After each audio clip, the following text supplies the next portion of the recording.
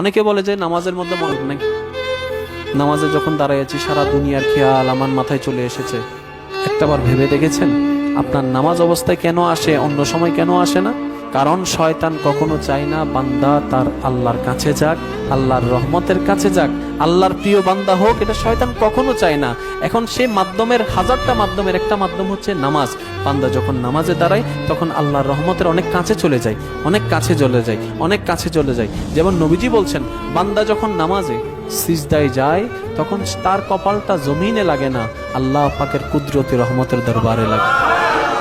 তাহলে কতটুকু কাছে চলে যাচ্ছে একবার খেয়াল করে দেখুন। আপনি যখন নামাজে দাঁড়িয়েছেন, সিজদা দিচ্ছেন, শয়তানের তো এটা সহ্য হচ্ছে না, কারণ শয়তানের ওয়াদা ছিল, চ্যালেঞ্জ ছিল, আপনাকে আমাকে নিয়ে জাহান্নামে যাবে।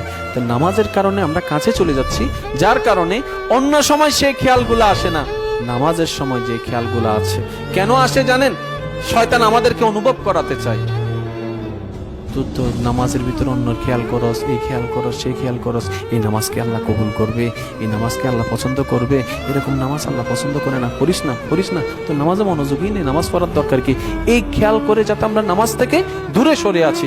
নামাজের হুকুমদাতা আল্লাহ, আমরা হচ্ছি বান্দা। আমরা আল্লাহর হুকুম পালন করার জন্য নামাজ পড়ব, সর্বাত্মক যতটুকু সচেষ্টভাবে ভালোভাবে করা যায় আমরা সেটা দেওয়ার চেষ্টা করব। কবুল করবে কি করবে না সেটা আমাদের দেখার বিষয় নয়, সেটা আল্লাহ পাকের ইচ্ছা। মনোযোগ থাক কিংবা না থাক, নামাজ ছাড়া যাবে না। মনোযোগ আসুক কিংবা না আসুক, নামাজ ছাড়া যাবে না। এতটুকু তো বুঝতে পারছেন, সেটা আর কেউ না।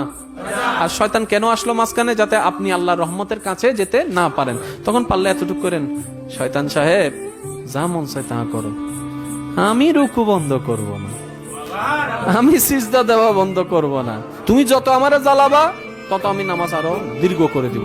আগে তো তাড়াহুড়া করে সূরা ফাতিহা পড়ছি, আজকে সেটা করব না। শয়তানে বলবে যে 2 মিনিটের নামাজ, এখন তো দেখি 10 মিনিট হয়ে গেছে, আগে তো 2 মিনিট রহমত পেয়েছে, এখন তো 10 মিনিট পাইতেছে, থাক, তারা জ্বালানোর দরকার নেই, তুমি নামাজ পড়া শেষ করো, 2 মিনিটটাই বালা।